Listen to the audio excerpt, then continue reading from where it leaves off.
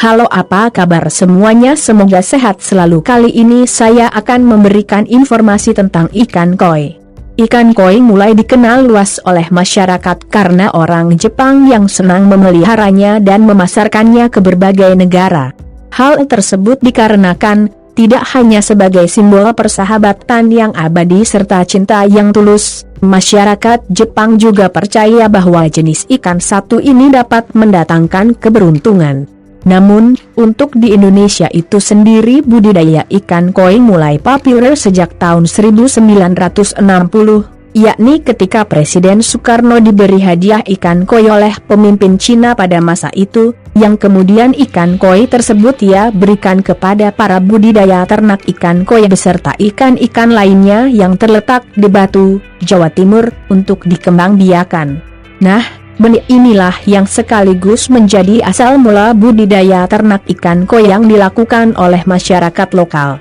Meskipun kualitas ikan koi lokal masih dipandang sebelah mata, namun tak bisa dipungkiri bahwa budidaya ternak ikan koi itu sendiri terus berkembang secara signifikan dari tahun ke tahun. Bagi kamu yang ingin memulai bisnis budidaya ternak ikan koi bisa dijadikan sebagai peluang yang cukup menjanjikan. Ditambah lagi dengan hadirnya para ikan koi import yang datang membuat budidaya ternak ikan koi lokal semakin bersaing dalam segi harga. Tidak hanya peluang yang baik, bisnis budidaya ternak ikan koi juga sangat mudah dilakukan, terutama untuk para pemula. Bagi yang ingin memulai bisnis budidaya ternak ikan koi tetapi tidak tahu bagaimana cara memulainya, tak perlu khawatir. Karena kali ini kita akan membahas lengkap mengenai langkah budidaya ternak ikan koi untuk pemula. Langkah awal budidaya ikan koi untuk pemula. 1. Memilih indukan yang berkualitas. Indukan memiliki peran yang sangat penting di dalam bisnis budidaya ternak ikan koi. Perlu diketahui bahwa indukan ikan koi yang baik akan menghasilkan keturunan yang baik pula. Hanya saja, mendapatkan indukan ikan koi berkualitas mungkin akan sedikit lebih sulit. Nah, apabila kamu mengalami kesulitan dalam menemukan indukan berkualitas, jangan ragu untuk meminjamnya dari para pecinta ikan koi yang memiliki ikan koi berkualitas untuk dikoleksi. Biasanya, para pecinta ikan koi ini tidak memiliki waktu untuk mengawinkan ikan koi miliknya. Padahal perkawinan jelas akan menjaga ikan koi agar tetap sehat. Hal inilah yang bisa dimanfaatkan oleh kamu sebagai budidaya ternak ikan koi untuk menjalin kerjasama. Para pecinta ikan koi akan diuntungkan karena ikannya dapat dikawinkan, sedangkan para budidaya ternak ikan koi akan merasa senang karena berhasil mendapatkan indukan ikan yang berkualitas. Memang, bagaimana sih caranya membedakan ikan koi yang sehat dan yang tidak? Ikan koi sehat harus memiliki beberapa ciri-ciri, yaitu, umur sudah mencapai lebih dari 2 tahun, jenis ikan yang dipelihara sama atau mendekati, misalkan kohaku dengan kohaku memiliki bentuk tubuh ideal dan memiliki lekukan yang apabila dilihat dari atas, mirip dengan torpedo, gaya berenang yang cukup tenang dan seimbang atau tidak terlalu lambat dan tidak terlalu cepat, memiliki warna yang cemerlang dan kontras gerakannya gesit atau tidak banyak diam di dasar kolam. Indukan jantan dan betina telah sama-sama matang untuk dikawinkan. Perlu diketahui bahwa indukan betina dan jantan sebaiknya dipelihara di kolam yang berbeda agar ketika telah waktunya dikawinkan, indukan tidak perlu mengalami pemberokan atau puasa untuk dikawinkan lagi. Umumnya, pemeliharaan kolam indukan sama dengan pemeliharaan kolam pembesaran. 2. Pembuatan kolam budidaya ternak ikan koi ataupun budidaya ikan apapun tentu tidak akan bisa berjalan tanpa adanya kolam yang dapat menampung ikan-ikan tersebut. Ada berbagai jenis kolam ikan yang bisa kamu gunakan, seperti kolam tanah, kolam terpal, kolam beton dan masih banyak lagi. Namun, untuk budidaya ternak ikan koi itu sendiri, berhubung jenis ikan satu ini cukup mudah untuk dirawat, kamu bahkan bisa merawatnya di akuarium. Namun agar hasil lebih maksimal, sebaiknya kamu menggunakan kolam plesteran dengan sinar matahari yang cukup serta memiliki saluran air yang terjaga. Selain itu, pada saluran air juga jangan lupa dipasangkan saringan halus agar anakan ikan koi tidak ikut hanyut bersamaan dengan air yang keluar.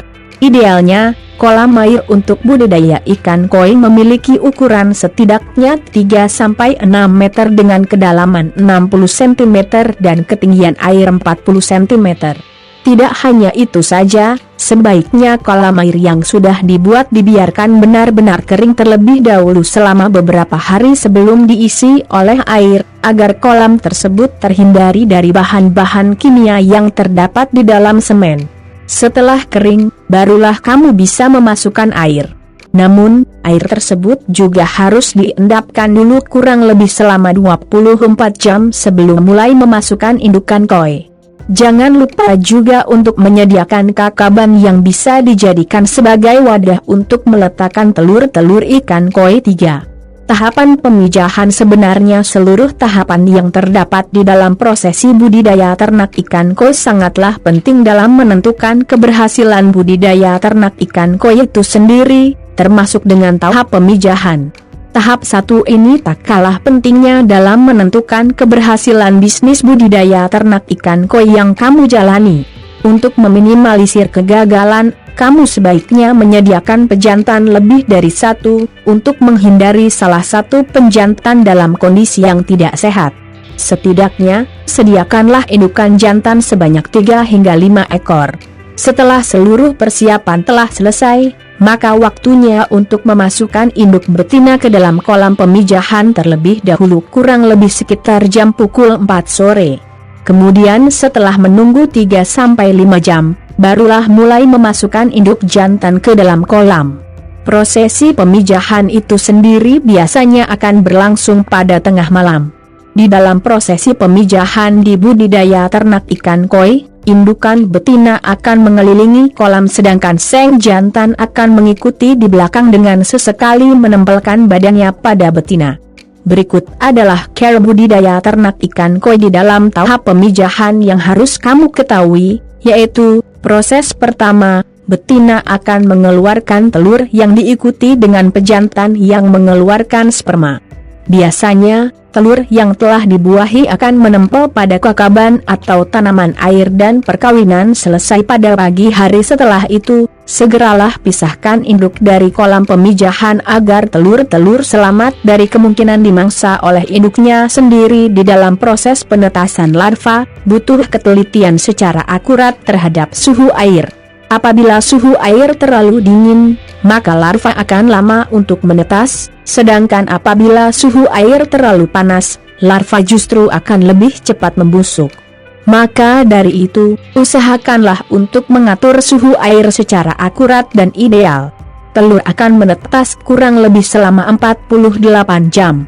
Setiap larva yang baru menetas biasanya akan memiliki cadangan makanan untuk bertahan setidaknya 3-5 hari, sehingga jangan langsung memberi makan pada larva tersebut setelah mereka menetas. Setelah persediaan makanan habis dalam waktu 5 hari, berikan larva tersebut makanan hidup seperti kutu air yang telah disaring. Makanan hidup ini akan lebih baik dibandingkan kuning telur yang direbus, karena air akan lebih terjaga kebersihannya. Ketika ikan koi tersebut telah mencapai panjang hingga 1,5 cm, maka kamu bisa mengganti makanannya menjadi cacing sutra. Tetapi, pemberian cacing sutra tersebut tidak diberikan lagi ketika ikan sudah berumur sekitar 3 mingguan. Demikian sedikit informasi dari Ibu, semoga bermanfaat. Terima kasih.